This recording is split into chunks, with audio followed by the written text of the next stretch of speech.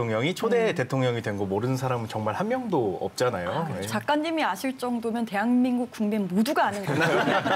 그렇죠, 지금 먹이니까요. 그거는 사실 시험에도 안 나옵니다. 네, 그렇죠. 네, 그 정도로 다 아는 거고 사실은 그 지도자가 되고 대통령이 되는 과정이 이렇게 순탄하진 않았던 것 같아요. 미군에서 누구를 지지하느냐에 따라서 그게 되게 약간 좀 중요했을 거라고 저는 생각해요. 하지 사령이 이승만 보고 뭐 조선의 영웅 이제 표현했다고 하더라고요. 그래서 그만큼 이미 대통령 후보자로 이미 생각하고 있지 않았을까라는 생각이 드네요. 그렇죠. 근데 처음에 그랬죠.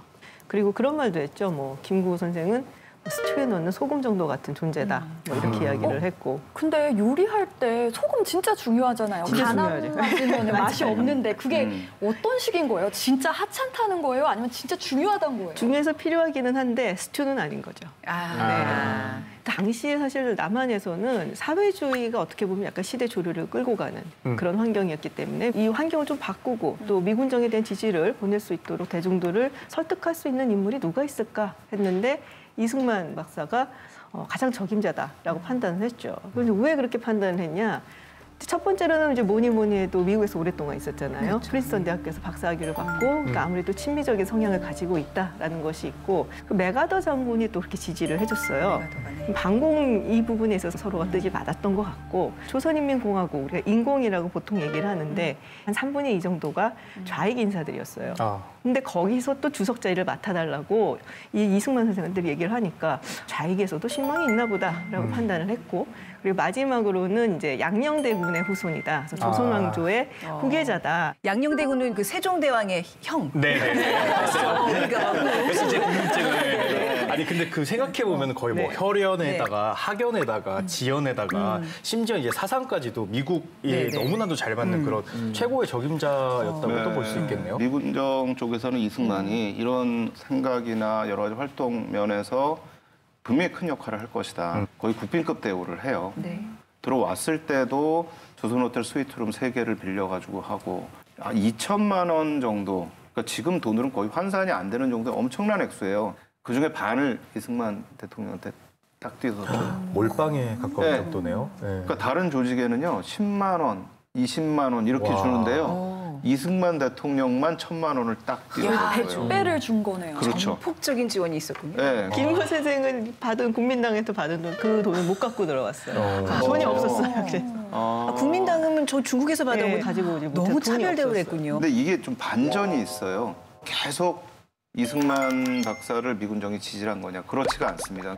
굉장한 우여곡절들이 발생을 합니다. 이승만과 미군정은 한 몸인 것처럼 말씀하셨는데 반전이 있다 그러니까 이게 뭐지 싶은데. 미국의 마음이 갈 때도 아니고 왜 그렇게 변했나요? 이거 약간 트럼프 대통령이랑 김정은의 관계도 보면 계속 왔다 갔다 하는데 거기는 아직도 좋아하는 것 같은데. 다시 좋아하게 좀 오래 가는 것 같아요, 거기는. 애증관계. 근데 미군정이 원하는 대로 완벽하게 협조를 해준다든지 이러지 않았기 때문인데 모스크바 3상 회의 이후에 우리가 신탁 통치안을 결의를 했는데 거기에 좀 찬성을 보내주면 좋은데 김구 선생과 함께 안타운동에 동참을 했죠. 그 당시에 미군정이 하려고 했던 거는 미국과 소련 사이에 미소공동위원회를 만들고 모스크바 3상 회의 결정에 의해서 뭔가 한국에서 무슨 조직을 좀 소련과 협의하에 만들어야 되는데 이승만 박사는 소련하고는 절대 안 하겠다는 거예요. 그러니까 기본적으로 지금 미국 국무성뿐만 아니라 미군정이 추진하는 정책에는 이제 방해물이 돼버린 겁니다. 미국 입장에서는 공산주의의 확장을 굉장히 경계하는 입장이었잖아요. 그렇다면 이승만이 그런 반공적인 입장을 취하는 게 미국으로서는 좀 고맙지 않았을까요? 근데 이제 그때 상황은 조금 또 달라요. 본격적으로 냉전이 확 시작하기 조금 전이었기 때문에 그리고 다들 아시겠지만 2차 세계대전 당시에는 사실 소련하고 미국하고 같이 연합군에 속해 있었죠. 어떻게 보면 약간 정치적인 파트너다. 협의를 통해서 하나의 통일된 정부를 이 한반도에 세워놓고 나가자. 그게 더 컸다고 보여져요. 그 시점에서 사실 이승만 대통령은 이 정치 구단이고 눈치 구단이에요. 네. 지방을 돌기 시작합니다. 이게 굉장히 저는 역사적 사건이라고 생각을 해요. 근데 왜 이승만 박사가 그렇게 했을까?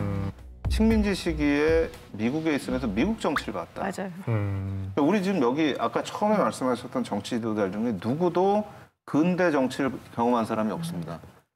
다 독립운동하느라고 정치 뭐 이런 거 없어요. 싸워야 되는 때거든요. 또 싸우고 뭉치고 뭐 이럴 때지.